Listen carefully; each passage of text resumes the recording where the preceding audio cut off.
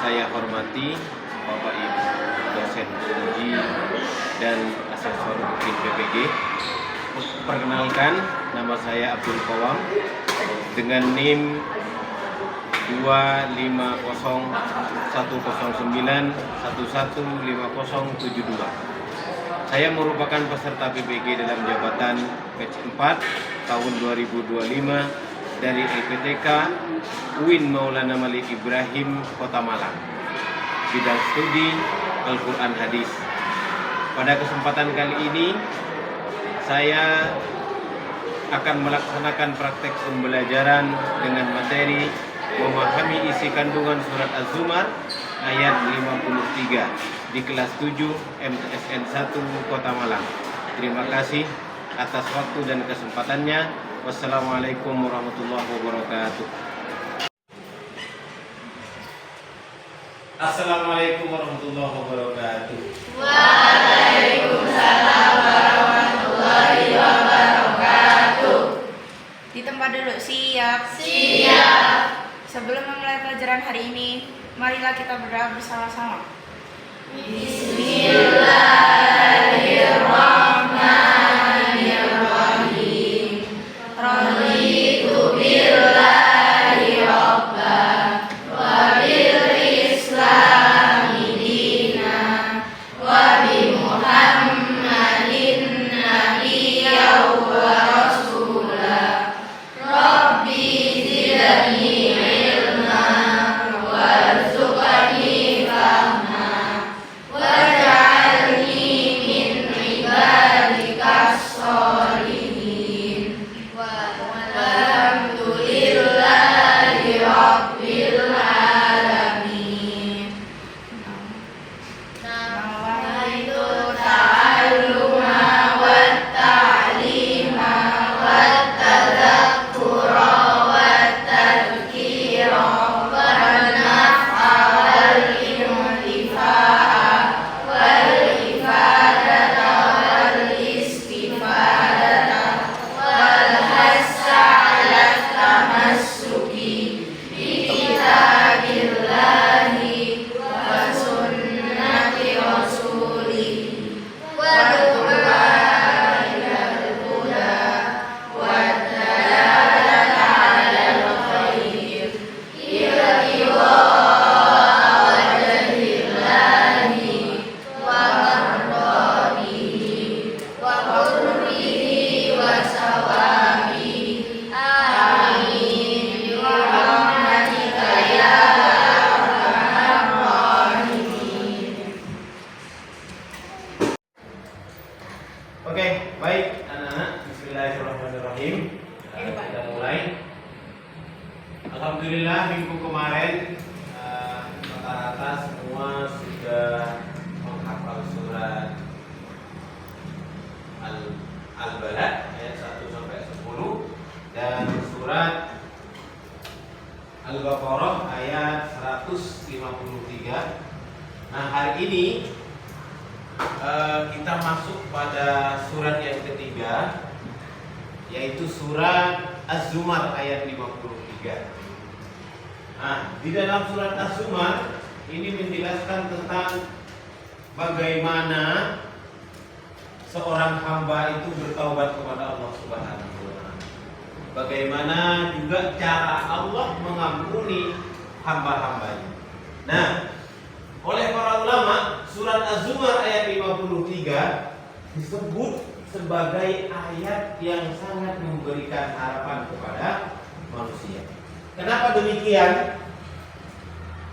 Disebut ayat yang sangat memberikan harapan bagi manusia.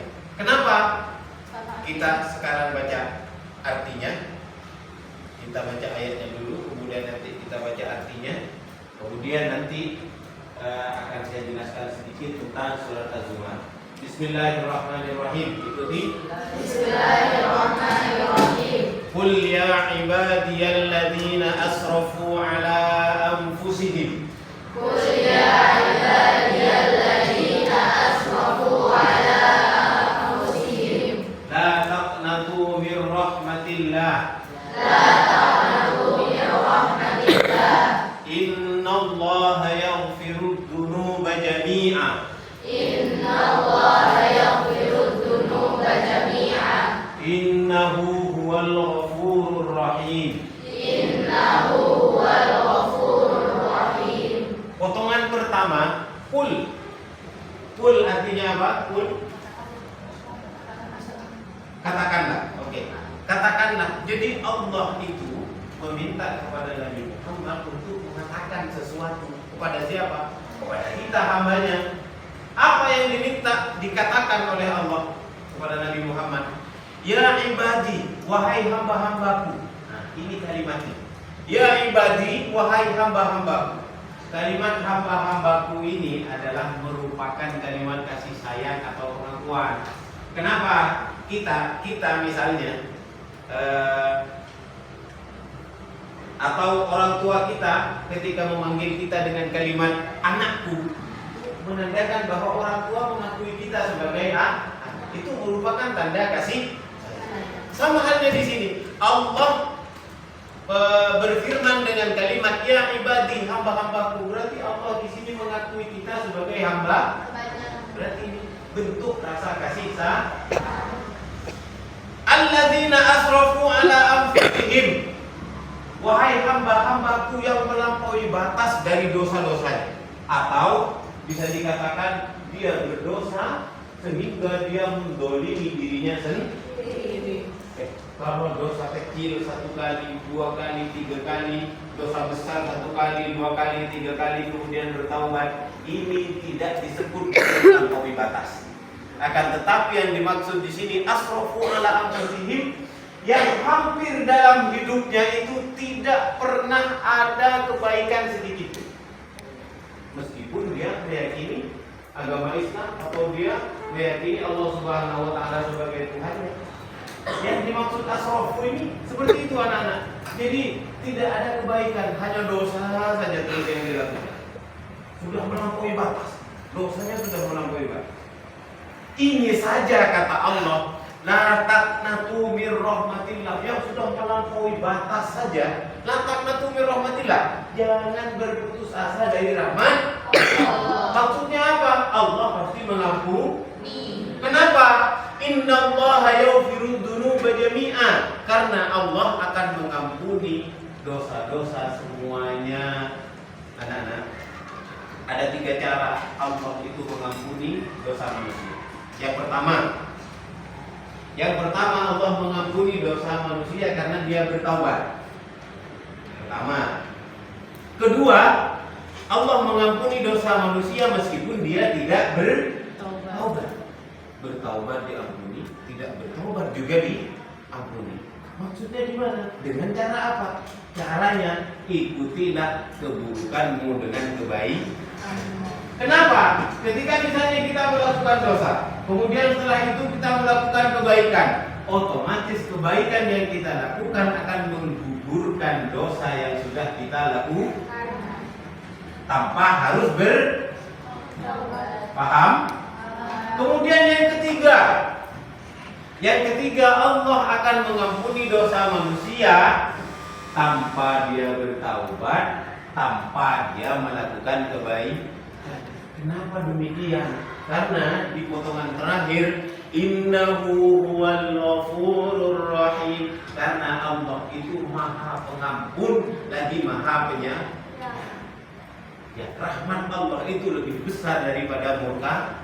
Allah itu suka mengampuni, Allah itu suka mengampuni. Meskipun dia tidak bertaubat, meskipun dia tidak melakukan kebaikan, ketika Allah berkehendak, maka diampunilah dia. Karena Allah suka mengampuni hamba-hamba.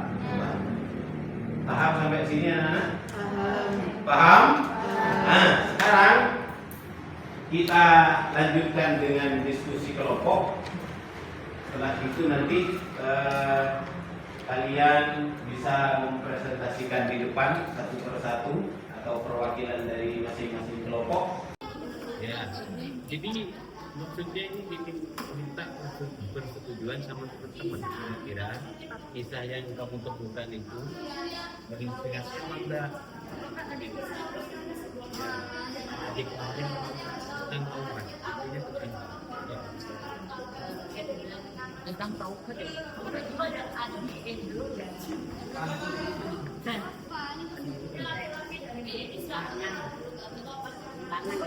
jadi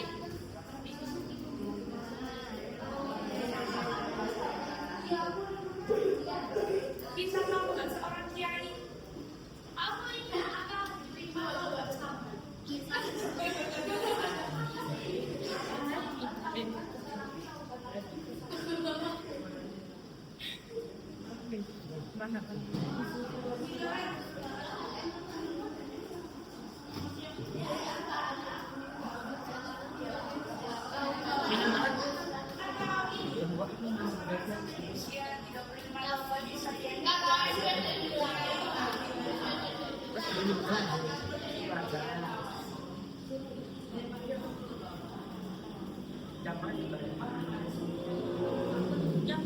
Silakan kalian tentukan satu kisah saja.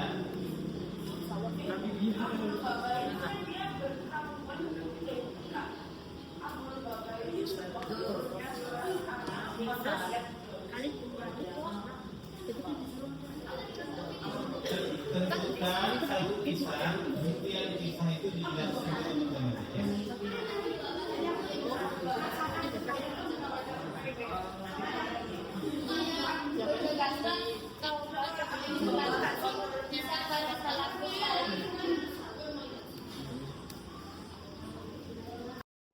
yang pertama memeluk Islam. Abu Lubabah memiliki seorang istri dan seorang anak perempuan. Dapat digilir dari mana? Ini kamu mau kita apa? Ini mau kita apa? Ini mau kita apa? Jadi tentukan yang paling menarik.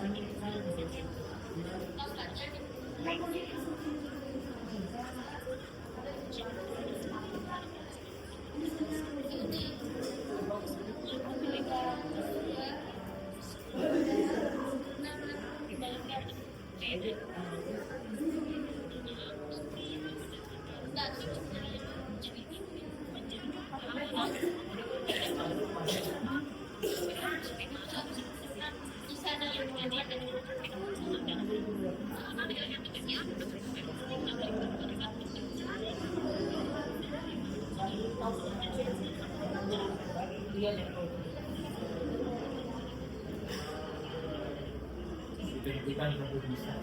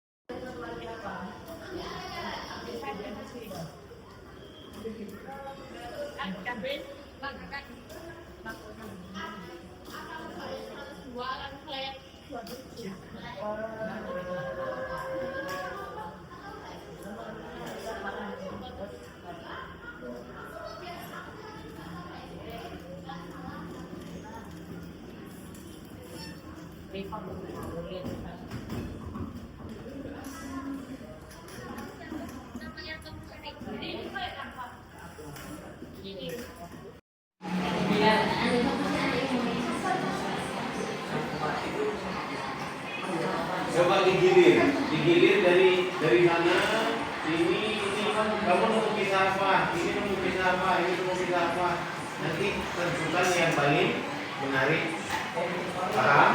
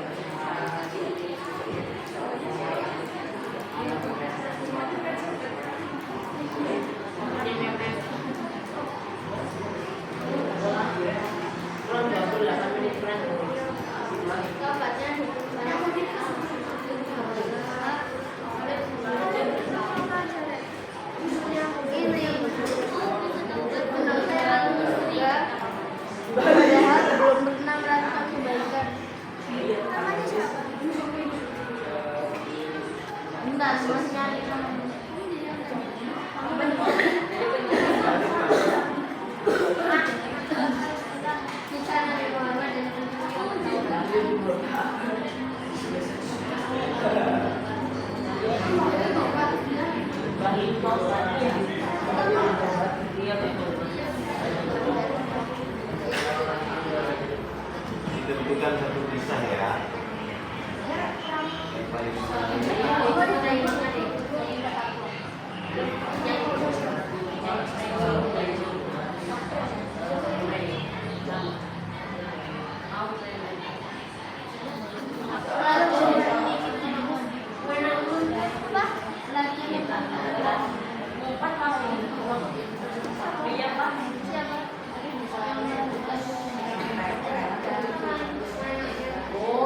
sudah ada yang siap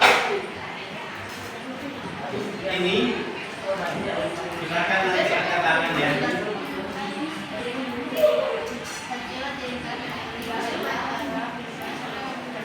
Panas.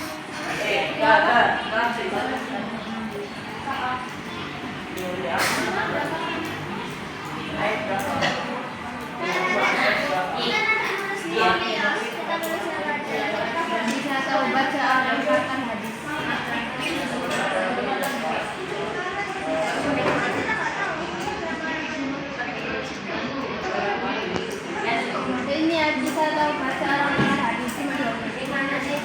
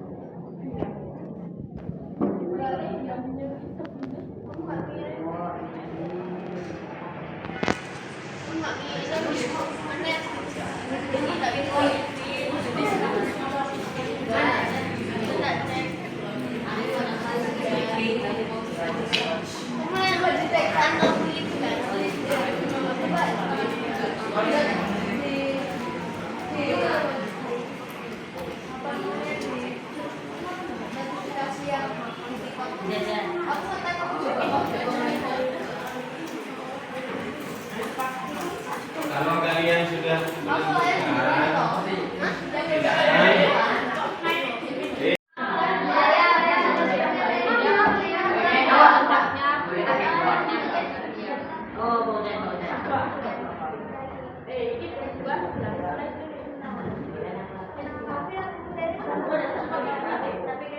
tidak kirim aja semua ya. Dan bisa ya.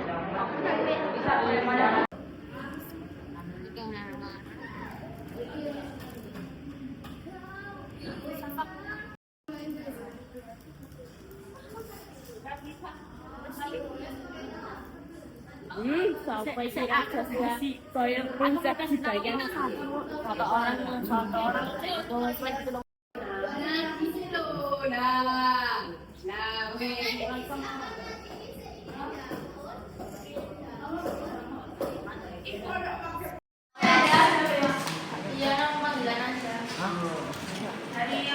Nama dulu, Bos. foto. Judulnya dulu. Iya. Hah? Aoi.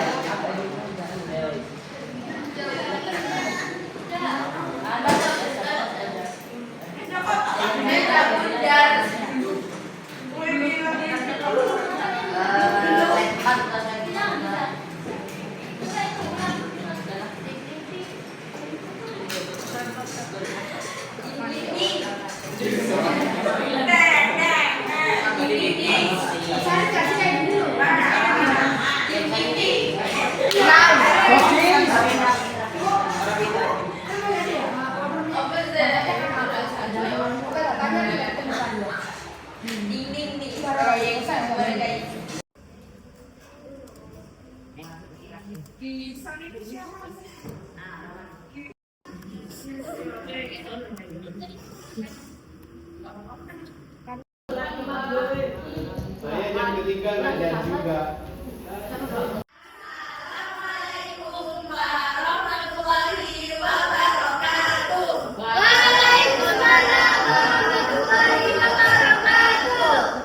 Kami dari kelompok 3 akan mempresentasikan hasil diskusi kami tentang beberapa orang yang bertobat setelah melakukan dosa.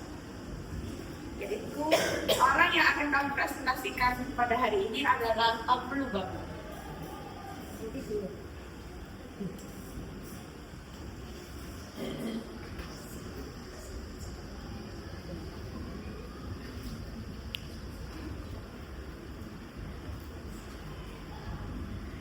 Kisahnya, Abu Bakar bin Abdul Munzir merupakan salah satu sahabat Nabi Muhammad SAW pada tersebut. Peristiwa yang melibatkan beliau satu hubungan Bani Quraisyah. Lalu kamu kaum Bani Quraisyah meminta pendapat kepada Abu Bakar karena sebelumnya mereka memiliki hubungan yang baik dengannya. Ketika ditanya mengenai konsekuensi jika mereka menyerahkan diri, Abu Bakar memberikan isyarat kepada mereka yang menandakan bahwa mereka akan mendapat hukuman berat.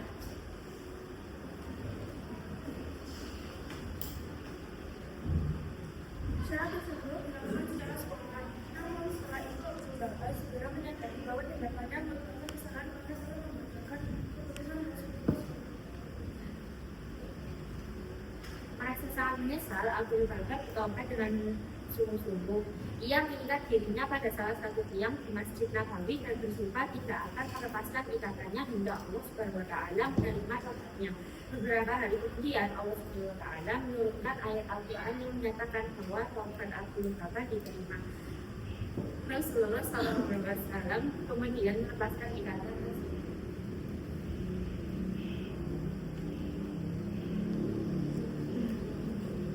Amanahnya, Isa berubah mengajarkan bahwa sudah manusia dapat melakukan kesalahan. Namun kesalahan tersebut harus disadari dan diakui dengan penuh kejujuran.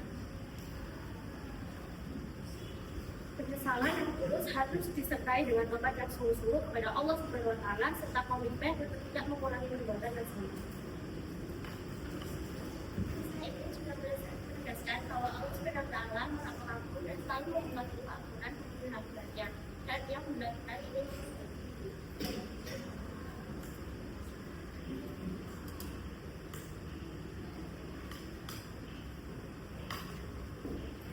Terima kasih. Ini sekian presentasi dari kami. Assalamualaikum warahmatullahi wabarakatuh. Waalaikumsalam.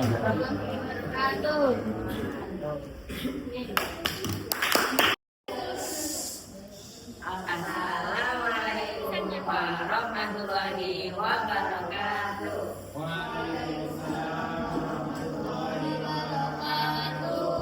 Kami dari kelompok 1 akan menceritakan tentang kisah taubat Safwan bin Umayyah.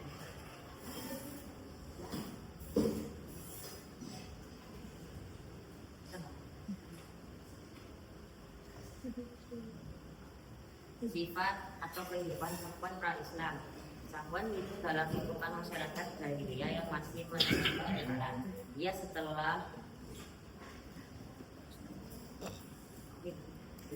Mengikuti tradisi kaumnya dan menolak ajaran Islam yang dibawa Nabi Muhammad. Ayatnya, Umayyah bin Khalaf tewas dalam perang Badar. Kebencian Safwan terhadap Islam semakin kuat. Ia terlibat dalam berbagai upaya menentang dan memerangi kaum muslimin, baik secara langsung maupun dengan memberikan dukungan harta dan perlengkapan perang kepada kaum Quraisy. Sifat-sifat pra-Islam dari Safwan. Pertama, pendendam karena menyimpan kebencian atas kematian ayahnya. Kedua, keras dalam penentangan menolak dakwah Islam. Yang ketiga, fanatik dalam tradisi Quraisy. Yang keempat, berani dan tegas, namun sering menggunakan untuk tujuan yang salah. Yang kelima, takut kehilangan kekuasaan dan kematian. Sifat-sifat teladan lumayan. Sifat-sifat teladan setelah masuk Islam. Pertama, berani berubah menjadi lebih baik dan mencoba melawan. Dan yang ketiga, pantang menyerah menemukan kemenangan. Bisa teladan. Safwan membuktikan bahwa meski awalnya keras menolak, nanti bisa berubah ketika melihat kebenaran. Safwan dikenal sebagai orang yang kaya raya setelah beriman. Setelah beriman, hartanya banyak digunakan untuk mendukung dakwah dan kepentingan umat. Dari seorang yang keras menentang Islam, dia berubah menjadi pembela Islam. Ini menunjukkan bahwa hidayah mampu mengubah seseorang secara menyeluruh. Kita dapat belajar banyak tentang kisah teladan Safwan bin Umayyah. Wafatnya Safwan bin Umayyah. 1. Meninggal di Mekah pada tahun 661 Masehi. 2. Dimakamkan di kota Mekah. Yang ketiga, Safwan bin Umayyah meninggal dengan harta yang masih belum diketahui. Hikmah dari kisah Safwan bin Umayyah. Berani untuk merubah hidup jadi lebih baik. Yang kedua, taubat membuka lembaran baru. Yang ketiga, hidayah Allah tidak terbatas. Dan yang terakhir, akhlak Nabi sebagai kunci hidayah. Kesimpulannya, taubat Safwan bin Umayyah menunjukkan bahwa hidayah bisa datang kepada siapa saja. Dan sikap maaf serta akhlak baik dapat mengubah seseorang menjadi lebih baik. Terima kasih. Wassalamualaikum warahmatullahi wabarakatuh. Waalaikumsalam.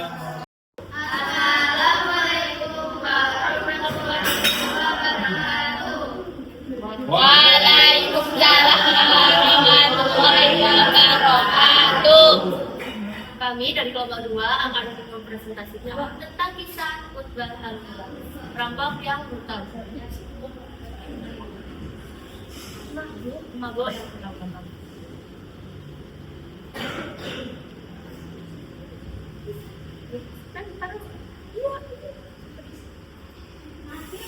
Utbah adalah seorang pemuda yang terkenal saleh dan taat kepada Allah.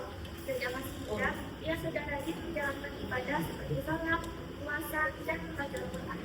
Ia tak suka berbuat maksiat dan selalu berusaha dan bersikap. Hatinya sangat lembut ketika mendengar ayat Al-Quran. Tak merasa, azab atau kandang. Tetap merasa sangat takut kepada Allah. Rasa takut itu membuatnya sering menangis dan senang kemudian beribadah. Utbah lebih memilih mendekatkan diri kepada Allah daripada menikmati kesenangan dunia dan karena dalam meskipun usianya tidak panjang dan dia wafat saat masih muda, banyak orang yang mengenalnya sebagai pemuda yang baik dan taat beragama. Dan ada pun darinya dari surat Al-Hadid ayat 11 itu alam yakin diri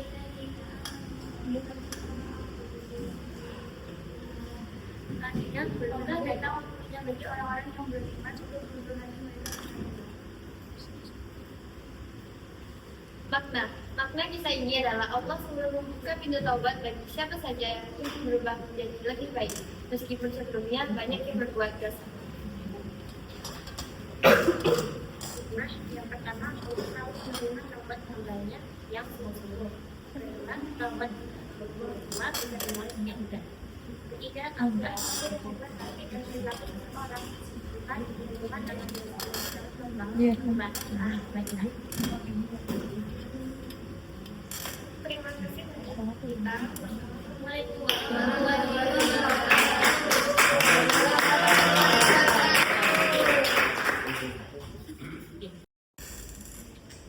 Oke, baik anak-anak. Alhamdulillah pembelajaran kita hari ini sudah selesai. Tapi sebelum kita akhiri, saya ingin kalian memilih sesuatu di sini. Sesuai kelompok masing-masing ya.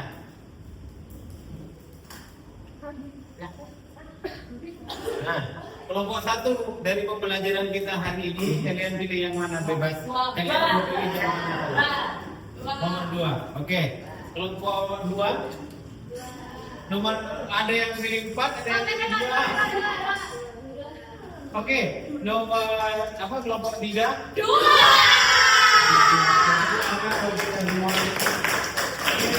Saya akhiri dengan bersama-sama membaca Alhamdulillah. Assalamualaikum warahmatullahi wabarakatuh.